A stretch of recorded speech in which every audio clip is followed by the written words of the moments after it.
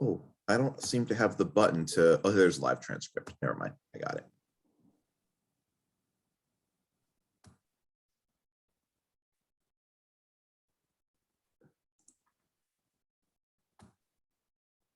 Going to give people a couple more minutes to join and get settled in. Hope you're enjoying this lovely sunny day. It's beautiful out. I just took the dog out before I hopped on this call. It's lovely. It was 80 degrees yesterday. Yesterday, I was sick on the couch the entire day. I didn't, unless I had no choice. I didn't even notice what it was like outside. So anyone listening in Facebook, please send a heart to Jeff because of the weather. I'm pretty sure it's just a bad cold and not COVID, but I'm gonna go for a test this afternoon. Okay. Good idea. Yeah. All right, in interest of time and being respectful, we'll get started. Hi, I'm Helen French. I am the Director of Continuing Education and Development at NASW, New Jersey. Thrilled that you're here to join us for this important and timely conversation. Just a couple of housekeeping items. When you signed up, you agreed to a code of conduct, and we expect you to be respectful to the other attendees and to the presenter, which I know you will. Let's see. Oh, this community conversation is brought to us by our friends at the Rutgers School of Social Work, and we are so pleased to partner. Charles, our presenter, he's gonna PowerPoint, and then we will take questions afterwards. Oh, let me let a couple of more people in. So Charles is here to talk about powerful but hidden communities and about the approaches in innovative community engagement. And we were chatting before everyone came in, and he explained that there's not a one solution fits all, but he wants to talk about maybe some general strategies that we can use. And Charles is with Rutgers Newark. And with that, please, Charles, welcome. Great.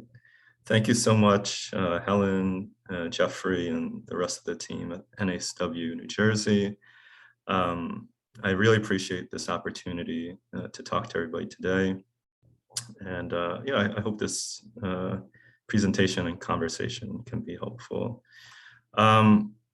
So again, I am from Rutgers University School of Social Work. I'm a full-time instructor and the Assistant Director of Student Affairs at the School of Social Work. And for several years prior to coming to the School of Social Work, I worked with multiple communities throughout the US and also abroad. But for the sake of time and brevity, and really just to try to hone in some key points, I'm going to be talking about two communities in particular that I worked with, and then using them as examples of innovative community engagement with quote unquote hidden communities. So I'm going to go ahead and share my screen. I have a PowerPoint that I made. Let me go ahead and do that now.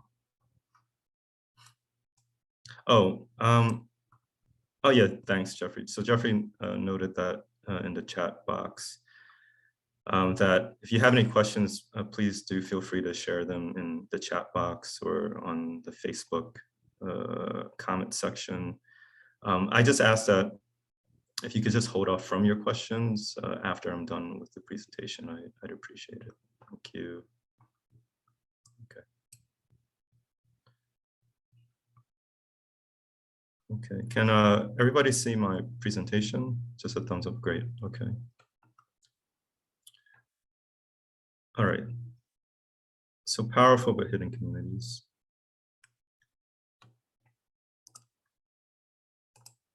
All right.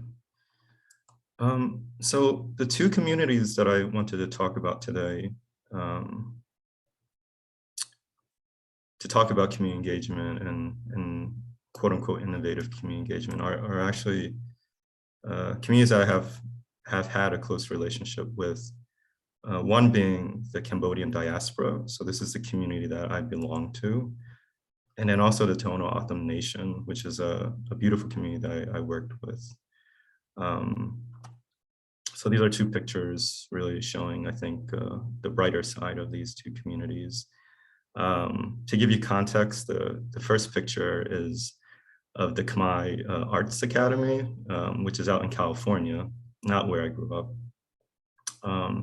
And the picture of the young women dressed up are what they're learning is a traditional dance, and it's they're called apsara, which is you can almost say like an angel, you know, like it's like in our folklore, in traditional Cambodian folklore, apsaras are these angels, right? And there's this dance that we've had for centuries in our culture, and back in like several centuries, this was only really for royalty. You know, this was entertainment for like kings and queens. But of course, over time, you know, with a country that has, with Cambodia no longer really having a real monarchy, you know, this is something that's just widespread now, and it's something that Cambodians value a lot. So this is them, you know, learning the traditional apsara dance in California. And so in contrast, there on the picture on the right side is the Tonal Optimization, which is in Arizona, so in southern Arizona, right outside of Tucson, where I worked. And similarly, this is them learning their traditional dance and ways. And so this is a gathering that they had to celebrate things. The other thing I want to note about these pictures that I do find important is that if you notice, there's these flags, right? So there's these, on the left-hand side, there's the Cambodian flag, but then there's also the American flag, right? And on the right-hand side, there's the flag of the Tonal Optimization, and of course, the flag of the United States. Right? And I think this is something significant and powerful to think about how these communities feel, right? Like, where do they belong and who they are. Okay. I can't even listen to this. There's no volume. Can you hear me? Okay. Can everybody hear? I hear you. I hear you just fine. Okay, thank you. All right. So in talking about these two communities, like Helen said, I don't have any manual, right, to this one size fits all manual with working with powerful but hidden communities. But the one thing I do want to talk about are guiding values. So things that I've learned from working with these two communities and other communities as well. And so the guiding values that I'm going to talk about and that I'm going to ask you to think about are place, so the sense of place, sense of time, the dual relationship between sorrow and happiness, this idea of sacred knowledge, and this idea of being an insider or an outsider. So these are the guiding values or guiding things that I just ask that you think about as I talk about my work in both communities and contrasting them. And so before I move on and talk about these two communities, I guess I should just clarify what I mean by hidden communities. So when I wrote the description to Helen, I think I put quotations. I think I put like you know, scare quotes, like hidden, right? And I say that because I don't mean that like these communities aren't visible at all. Like, of course, if you go out to California, especially the Los Angeles area, there's like a very visible Cambodian community. And they have a presence and they're involved in government. They're your neighbors, right? They work in the companies that people work in anywhere else. And similarly with the Tonal Optimization, they also work in Tucson, so in the city, and they go to the University of Arizona and other universities, and they're regular people at the end of the day, right? Like all of us. But what I would say is that there's a particular part that is hidden, right? That I think gets misunderstood about these communities. And because of their size, so relative to the rest of the United States, the Cambodian community and the Tonal Optimization Nation they're quite small. So the Tonal Optimization Nation, to this day, I think there's only about maybe 100,000 of them in the whole country, and mostly in Arizona. And then the Cambodian community is spread out throughout the United States. But I think at last count, we're about maybe 200,000, which is pretty small, you know, for like a population in the United States. So this is what I mean by hidden, you know, like us being pretty small and maybe not always represented in mainstream society. So I first want to talk about my community, and then also the work I've done in the community. So this is what I want to introduce first. I want to give just a little discretion that some of the things that I will share about both the communities are, some of them are really beautiful and very nice things, and then some of them are unfortunately not so beautiful and nice things. And it's just part of the whole picture, you know, for both communities. And it is part of this idea of innovative community engagement, recognizing, I guess you can say the multi-dimensionality, or like the wholeness of the community, both the good things and the bad things, right? So I just want to give you a heads up on that. So I do want to start out with some of the bad things. I want to give a warning. I do have some visuals about the Cambodian community, which aren't so nice. So this is going to come up. So a lot of the Cambodians that came to the United States were actually refugees from Cambodia. And I think maybe a lot of you already know about this, but during the Vietnam War, it was not just a war in Vietnam, but it was also a war in Laos and in Cambodia. So it was a war that happened between three countries. And in Cambodia, what happened particularly in our country was a genocide, and it was what was called an auto-genocide, where Cambodians were killing other Cambodians, essentially for political reasons. So this was a very unusual type of genocide. So it wasn't one like racial group killing another racial group, although that did happen. There was like minorities being killed, ethnic minorities, but largely it was actually Cambodians versus Cambodians. So there was a dictatorship, Pol Pot and Khmer Rouge. And it, by some accounts, it was one of the worst genocides of the 20th century. You know, it's up there with the Holocaust, right? And I think within a 3 to 4 year span, we lost about 30% of our population to killings, intentional killings, to sickness, to starvation, and so on. So the pictures that I have here are real pictures of what happened during this time. So there's a picture of a woman mourning, you know, we assume like a family member in their death, in the upper right side corner. A soldier, you know, on the bottom right side, who obviously seems very angry. And on the left-hand side, we do have a child who was crucified. You know, things like this happened in the war, and this type of torture was very. It was unbelievable, you know, the things that people went through. With the picture on the left-hand side, essentially what happened was, this was a child in a refugee camp, and he had stolen food from a soldier, from the soldiers that were part of the Khmer Rouge, or the dictatorship, and they tied him up and then they beat him. And fortunately, he was not killed. He was saved by, you know, an outside party, but it's just to show you what was dealt with. So we were, my family, personally, me, I was actually in my mother's womb. She was a teenage mother in the refugee camp.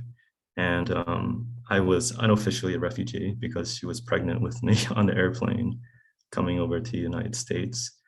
She was malnutritioned, you know, she was young. And she felt things were very uncertain. You know, she didn't know what the future held for her in the United States. So we were in this war zone, dealing with a lot of things. And unfortunately, we went to another war zone in Philadelphia. So we were resettled in Philadelphia. And the student here, this was an undergrad student at Brown University. She did a really powerful study, I assume for like an undergraduate thesis. And it was about being resettled in a segregated city. So we came to Philadelphia in the early 80s. And at that time, Philadelphia was having its own problems. It was during the Reagan era, the war on drugs, and segregation. And what she found through her studies, Victoria, what she found was that we were resettled right in between white and Black neighborhoods, right? So we were resettled right in between like warring neighborhoods, essentially. So we went from, like I said, one war zone to another, quite literally. And what that led to, when any communities resettled, and having so much trauma, so like from one place of trauma to another one, is that they get upserved, in their culture being changed. And so this is a picture of he's actually a kind of a famous rapper now out in California, Stupid Young on the left-hand side. And he is a gang member, was formerly a gang member in Long Beach, California. And the article on the right-hand side is actually about Philadelphia, where I grew up in. And it just gives you a sense of what I grew up around and what the community had to deal with at times, which was Cambodian gangs, and sometimes very violent ones. And so this article here talks about the violence that they had with police officers. But the other thing that I want to say is that there was also violence within the community. So gang violence, domestic violence, and so on, some of which I was exposed to growing up, right? But I want to show like kind of a positive side, like maybe a little bit of a positive side of the community, which is today, we're not all gang members, we're not all violent, of course. I'm a professor essentially right at a university. And we also have fun, right? So here's a picture of, I don't know if any of you know Lil Uzi Vert, but he's a very famous rapper and he grew up in Philadelphia. And he actually grew up around the Cambodian community. And so this is an article that came out recently where he was attending a traditional Cambodian wedding. And because he's very wealthy, he gave the couple, thousands of dollars as a wedding gift. So I thought this was a brighter side of the community, a lot of fun, peace and happiness, right? So sorrow and happiness.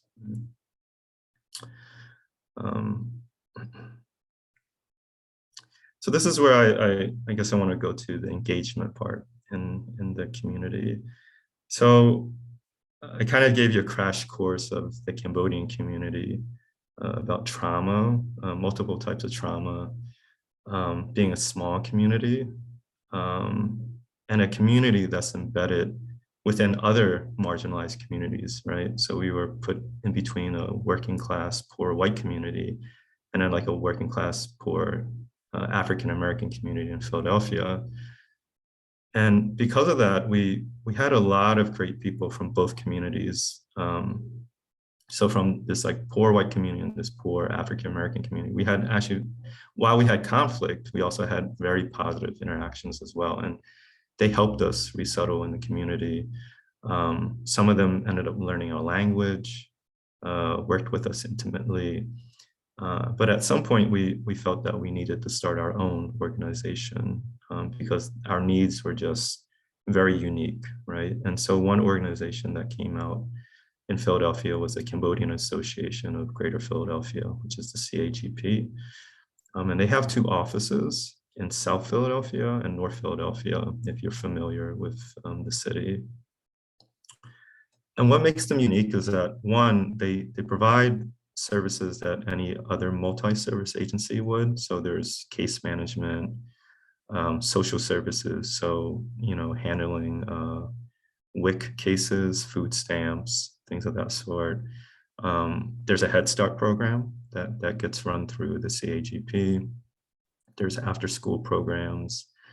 There's a summer career exploration program, so paid internships for high schoolers and like young college students. But the thing I think that has been really interesting, and this is where things were more innovative, was that the community realized that one thing that we hold very closely to us is a sense of intergenerational relationships. So Cambodians, even the most modern, quote unquote, modern young people in the community really hold tightly this idea of respect for our elders. So a traditional thing that we do when we see an elder is that we bow to them. And when you clasp your hand and you put up your hand to your head, and then you bow to your elder. And you'll see somebody who's dressed up just like that rapper, Stupid Young, and he seems very modern and very American urban. But once he sees an elder, he'll bow very, very lowly, to an elder.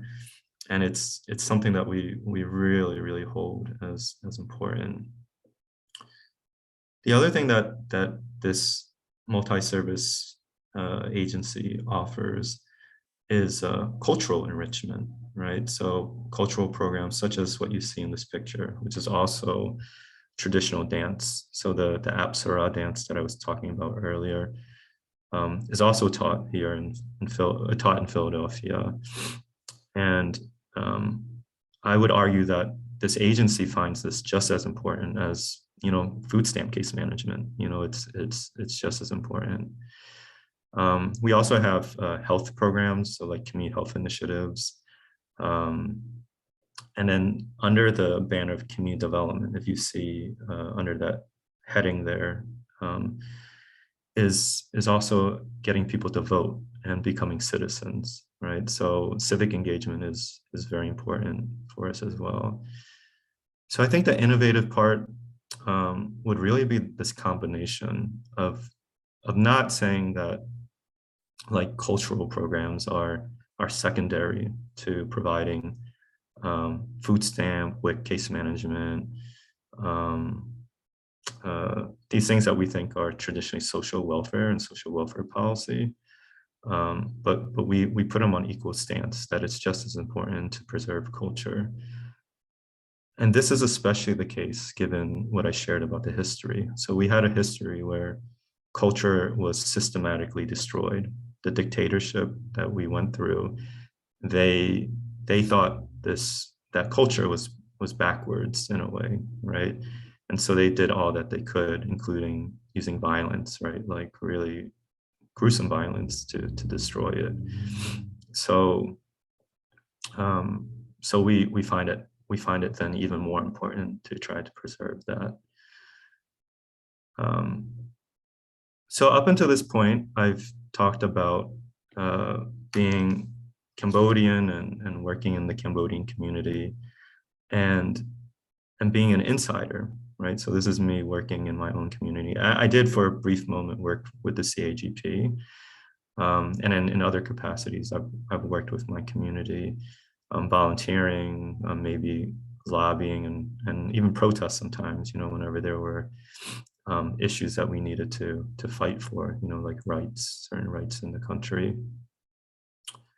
But I want to contrast that now with my work in the Tonal Optimization. Okay.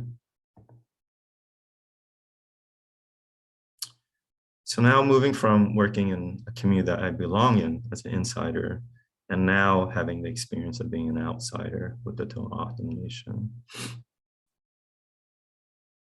Okay. So quickly, I'll tell you that I had graduated from my MSW program. I went to Boston University for my MSW, and just kind of almost on a whim, I moved to Arizona, not knowing anybody. I just thought it was a really beautiful place. And I was like, you know what, why don't I just move to Arizona? There was no careful thought whatsoever. Maybe being kind of irresponsible at that time, but you know what, it actually ended up working out. So when I moved to Arizona and Tucson particularly, I felt very confident. I'll be honest with you, because one, I felt like, I'm a minority in America, and I grew up in urban poverty, and I went to a good MSW program, so I have all the credentials, right? In different respects. So I felt very confident, and then I moved out here and I got a job with a nonprofit, Intermountain Centers, that serves. It was the only nonprofit to serve the Tonal Optimization. But quickly, I had somebody served me humble pie, right? Or a few people served me humble pie and made me realize that I still had a lot to learn, even though I had personal credentials and then also professional and educational credentials. And so before I go into that, I guess I should give you more context about the Tonal Optimization. So here's a picture of the Tonal Optimization. The colored area is the Tonal Optimization. And to give you perspective, it's the size of Connecticut. All right, so the Tonal Optimization is the size of Connecticut. And people, the Tonal Optim that live there are spread throughout what are called villages. So to this day, they will call them villages. There's no real city. There's maybe like one large center, cells, but beyond that, they're villages, and there's like no roads. There's no official roads in a lot of these places. There's just like sometimes dirt roads, and the way you're told about how to navigate the area is, literally they'll tell you, okay, once you get to so-and-so overpass, take a left at the large cactus, and then when you see the smaller cactus, take a right at the small cactus, and then pass 2 fences, and then with the house with the brown shingles, right? Like, this is how I had to navigate an area that was the size of Connecticut, right? So I was a family counselor, and I worked mostly with young people who were court involved or had involved in child protection, right? So that was my thing, and I was a therapist, like a family therapist or child therapist. And so I would do in-home therapy, and that meant driving sometimes hours from one village to another, and only seeing maybe 3 families like in one day, and that's if they were at home, So just to give you perspective of what we were dealing with here. So let me show you a picture of now, more pictures of a granular look of what I experienced.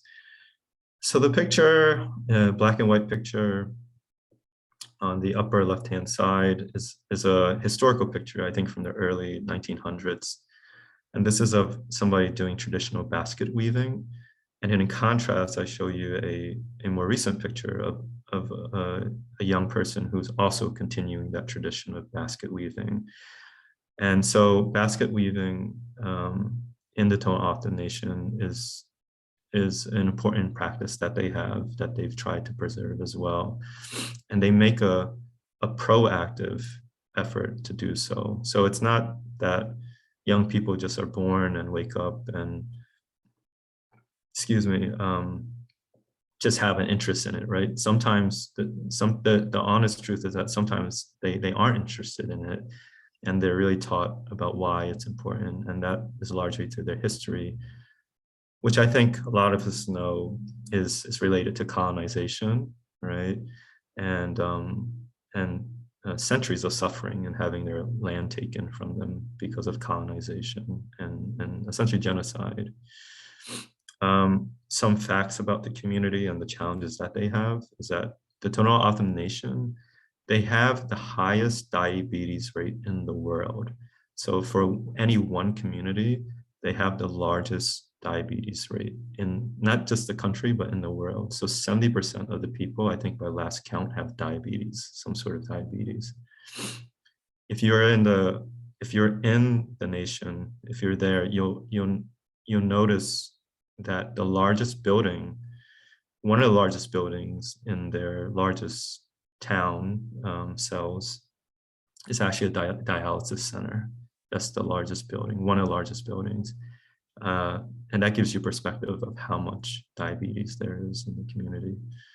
So with that being said, one of the priorities that the community has is anti-poverty initiatives. Just like any other community, there's food stamp programs, right? There's WIC, housing assistance. And so a lot of larger federal programs also exist and are available to the Tonal Optimization. But the other thing that they have is cultural programs and also food programs. So really helping the community with better eating, healthier eating, and the healthier eating isn't just about, okay, eat more organic and eat more quinoa and things like that, or eat more tofu. But their food programs are try to bring back traditional ways of eating. So eating local beans, eating local meat, so rabbit, there's rabbit that traditionally are hunted, and also eating cactus. So I've eaten cactus out there, like prickly pear, and things of that sort, which is actually very delicious. It's actually very good. So this is an innovative way of serving the community that they've done as well. And I want to say, with the right-hand side, this is a picture of just what it looks like in these villages or where they work. If you can look closely, I apologize if it's not so clear on your end, but like a lot of these houses, right, are very old. Sometimes the windows are blown out, and in some cases there's not even running water. This is what we're dealing with. So it's rural poverty, what we would think of as being rural poverty, just right outside of Tucson, maybe like 60 miles away.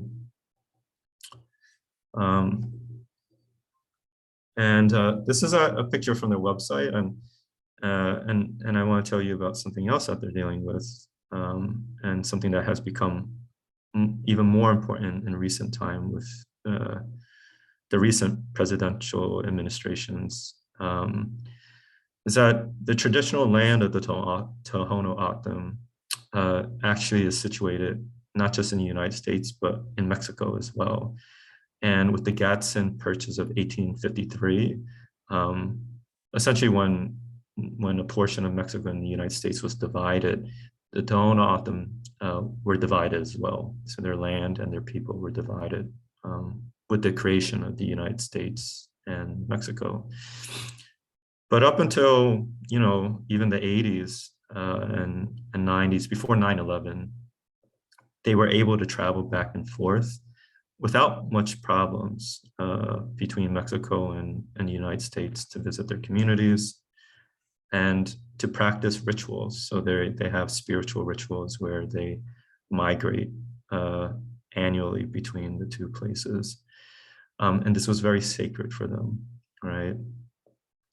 But because of the recent politics post 9/11, they've had to fight having no border wall, going through their lands, and to have restrictions be a bit more lax for their community in order for them not to just to visit family, not to say like, oh, I'm just going to go visit family in Mexico, but to practice sacred rituals, which include a migration ritual between the two places, and visiting particular, let's say like mountains or lands.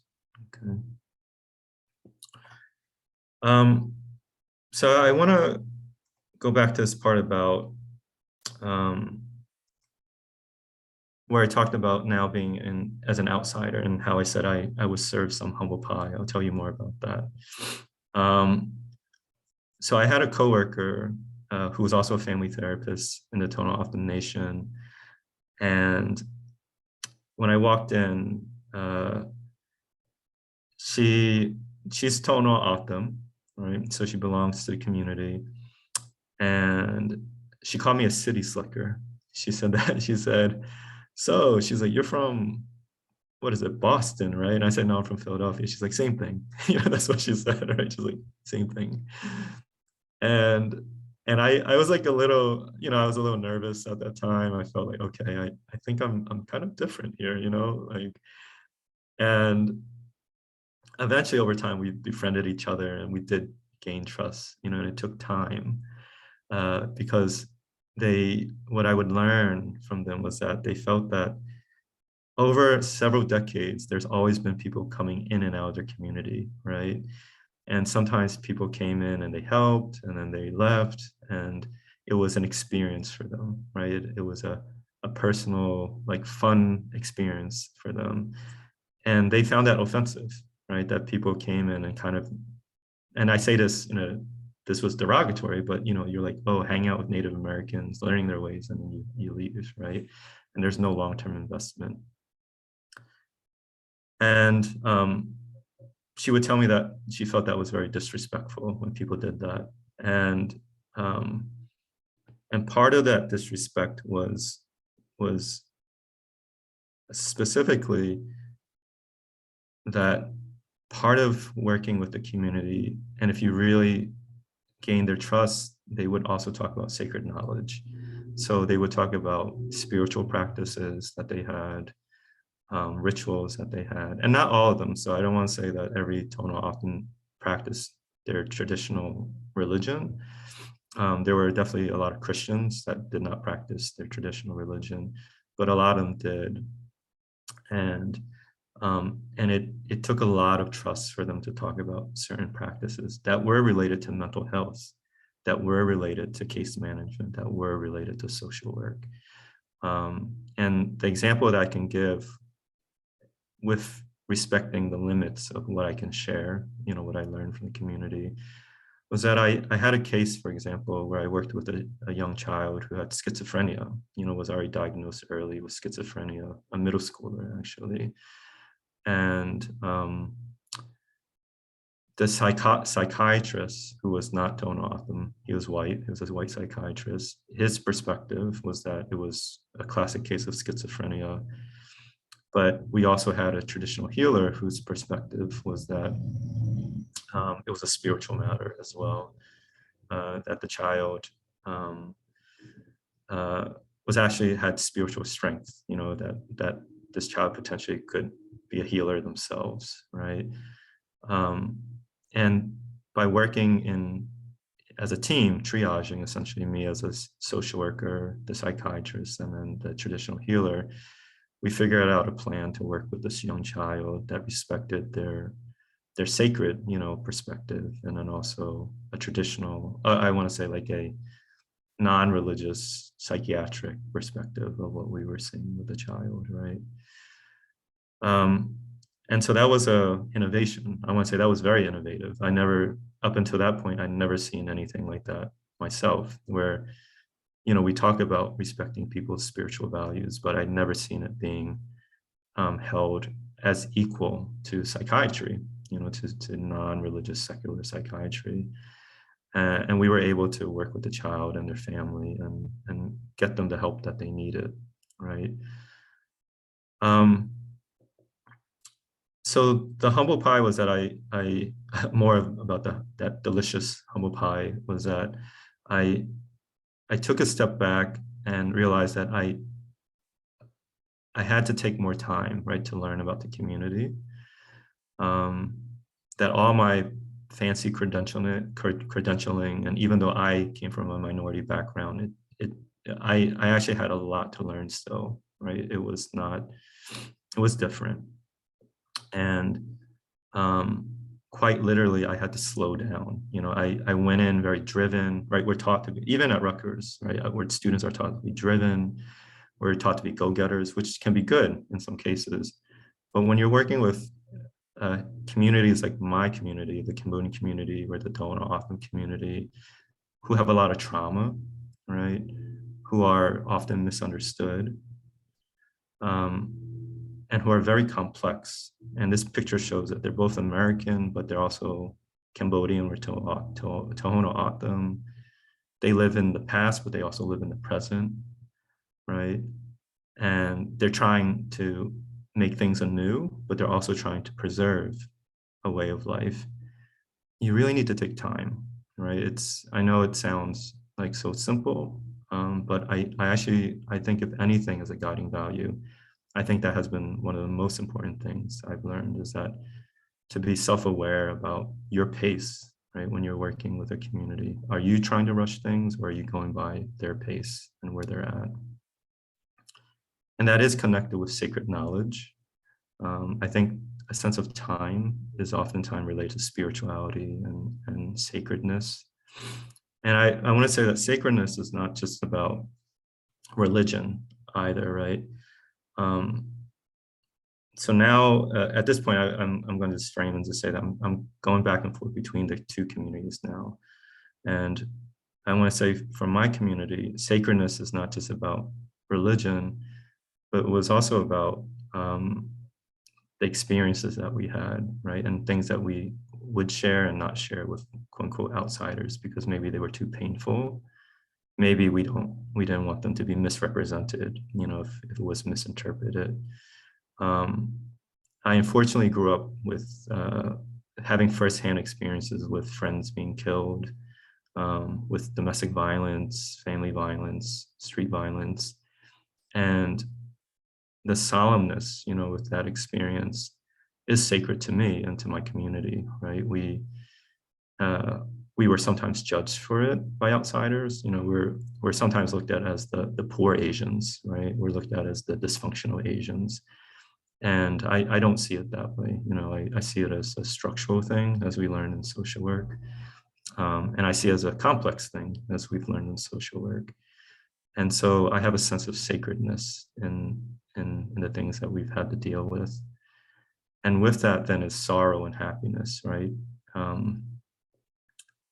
When I was in the Tonal Optimization, one of my coworkers cried a lot, actually, in the office. And that was very unusual to me, because in my MSW program, right, as an urban Cambodian, you know, I learned that it's unprofessional to cry a lot at work, right? Even as a social worker, you know, you don't show your emotions. And she would cry a lot. And I had to learn about that too in their community. And I asked her, you know, like, what does it mean for you, you know, to cry a lot? And she said, you know, Charles, we have to cry in our community, because every day, every week, we lose somebody, you know, to something, right? Drugs, to murder, to disease, to diabetes. And I just can't hold it in, right? Even in a professional setting. And she would say, you know, quote unquote, professional setting. So I learned about sorrow. You know, I learned about, as an insider, I learned about sorrow in one way. And then being in this other community, I learned about how to deal with sorrow in another way. And so I learned to cry, right? I learned to cry in a certain way and what that meant. But in contrast, also with that same coworker, we laughed a lot, right? And we learned to really take in the happy times that there were. And again, I know it sounds so simple, but I do think it's very innovative, especially when we, now this is the professor hat that I want to put on, when we contrast it to all that's copious reading that you're made to do in an MSW program about professionalism, which I also teach, right? Case management, structures, bureaucracy, right? Which can seem very cold. And I want to say both experiences, my personal in the Cambodian community, and as an outsider in the Tonal Optimization, I gained a greater sense of self, right? And humanization beyond textbook social work, right? And about this, I guess I'll finish off with this sense of place. So it's actually the first on the slide. It says place, time, surround, happiness, but I guess I'll finish off with place. Another difference between the communities that for Cambodians, those who left as refugees and we became refugees in the US, France, Cambodia, Australia. We have a very unusual sense of place. If you talk to a lot of Cambodians who are refugees, they'll tell you that they don't sometimes you really don't know where home is at, right? Because I have an uncle in France who's a refugee. I have family in Australia who are refugees. And in some ways, we don't really have ties to one place. And that's something that we struggle with and we do find important. But in the Tonal Optimization, it's a totally different experience where there's a very specific land, a very specific area in today's Arizona that they're very intertwined with. So they have a very specific sense of place and that they find very important to preserve. And a lot of them, even when they have opportunities to move out of the nation, they won't, because if they depopulate, they lose the land, right? So, which has happened historically in the Native American community. If you know anything about the Native American community, there's been a lot of policies over centuries that were intentional with wanting to depopulate Native American land in order to take it, right? So the US federal government did so. So there's contrasting sensitive place. But if you're working with any quote unquote hidden community, it's just to be aware that how important to ask this question of, what is their sense of place, right? Are they tied to a particular land or a place, or maybe they're not, or maybe they're unsure? And how does that relate to questions of injustice, of healing, of transformation, right? So, so to conclude, with these guiding questions, I would ask you to think about what is a hidden community's sense of place, sense of time? What are their sorrows and their happiness? And then what is their sacred knowledge? And again, I'm not just talking about religion, but I'm just talking about a sense of like something that's very, very deep that a community shares, maybe a trauma, right? Maybe a triumph, so it could be a victory of some sort for the community as well. And of course, with that, really the self-awareness of what is your sense of place? What is your sense of time? What are your sorrows and your happiness? And then what is your sacred knowledge? Right? And yeah, to have those as your guiding pieces, if you so happen to work with a quote unquote hidden community. Yeah.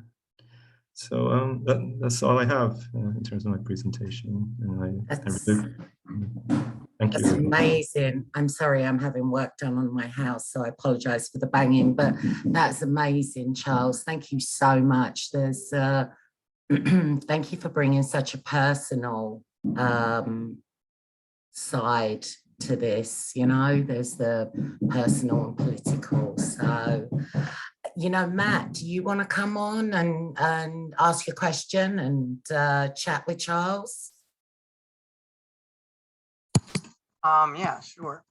So you spoke a lot about the Cambodian genocides, which is something that I wasn't even aware of. My main question for you is how can we apply the lessons learned from that genocide and how refugees were handled with that situation, and how can we apply that to the current refugee issues that are happening in the Middle East and them coming here and assisting them join our communities and without erasing their culture?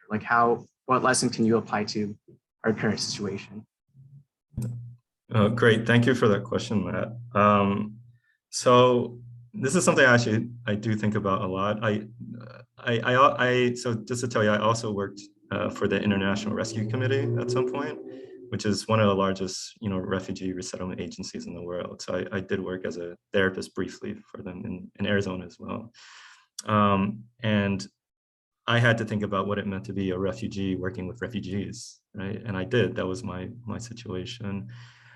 So to your question, the one thing that I learned was that history, unfortunately, is repeating itself, and the strategies around refugee policy today are oddly almost the same as it was during the time of the Vietnam War, which is nuts to me. So you would think that things were learned, right? And one strategy that refugee resettlement often takes to this day is is by resettling refugees in the poorest areas still, right? And the rationale that they give, which there is some truth to it, is just that it's a funding reason. So when you have refugees coming in from, let's say today, Syria or Iraq or anywhere else, you have people with no history of housing or credit, right? Who have no steady income. And so for refugee resettlement agencies, the challenge for them is to find landlords that are willing to take in tenants that have no credit, have no steady source of income, right? And are entirely dependent on benefits, like public benefits. So these are, for landlords, this is the worst type of tenant, right? There's no history. And so that was the situation for us, right?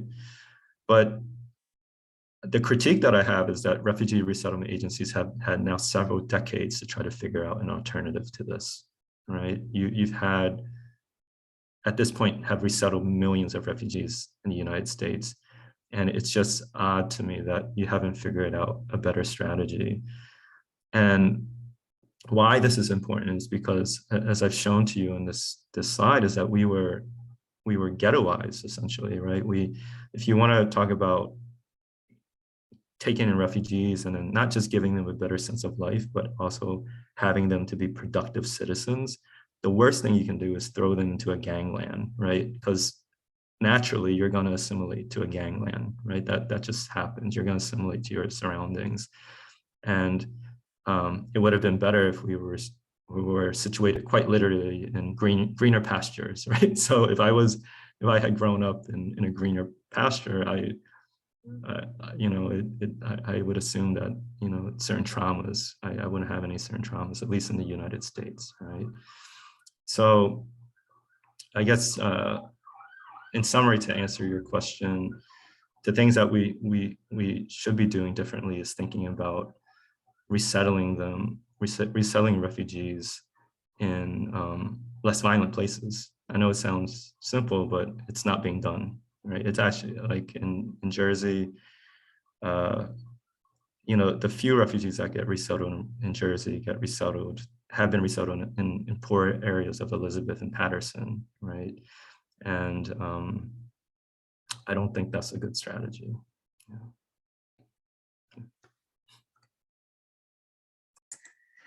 Thank you. Mary Beth, would you like to come on mic and, give your question and comment? Sure, thank you very much. Thank you, Professor Cheer. I just wanted to ask a question about the pros of like the cultural traditions, how it's been successfully passed on to the new generations you've mentioned through the Tohono Nation in Arizona, and also, as living as a Cambodian refugee over in Philadelphia. So I was wondering if that negative impact of being an isolated community, or the negativity that goes with that, is that actually a strength where the community does benefit from having like cultural preservation? Yeah, thank you for that. So I think if there's one highlight from culture, right? I want to preface by saying, when I was growing up, I thought it was useless, right? So I thought it was very useless. I was like any other young person. I watched Saved by the Bell. I wanted to eat Doritos. I wanted to, be American, right? And my family would always take me to cultural events. I'm like, oh my God, we're so weird, right? Like you're just, and all of that. But of course, once I get my education and I learned like sociology and the importance of psychology and all of that, and then also working, right, is that the one thing that really has stood out with these cultural programs is this intergenerational connection. There's very few things nowadays that really tie young people with older adults, right? But culture, traditional culture is the one thing that really does, in a fun way, right? It's not as forced, right? And in the Cambodian community, during the genocide, there was intentional killings of artists and musicians and people of that sort. It was systematic killing of the artists and the musicians in our community. And so the few that survived, right, are now like upheld, right, with esteem in the community. So they're given a lot of respect after having gone through, you know, being told that they were worthless, and they're being given respect by young people. And I think that's so powerful to see young people sitting around, you know, just imagining in a hall, and young people listening attentively to older adults about art, about music, about traditional song, right, and folklore.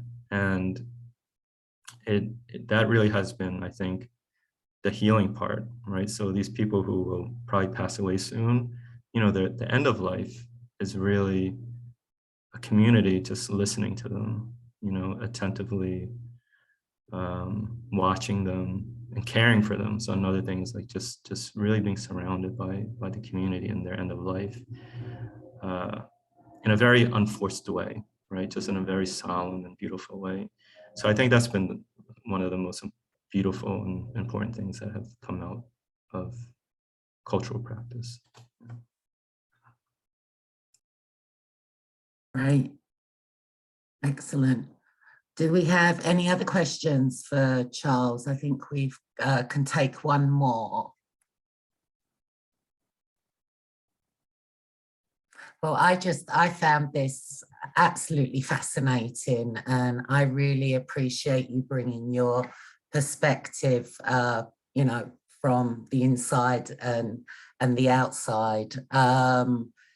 And I'm going to give everybody a couple of minutes back, but thank you so much, Charles. We really appreciate your work, both presenting to us and out in the community as well.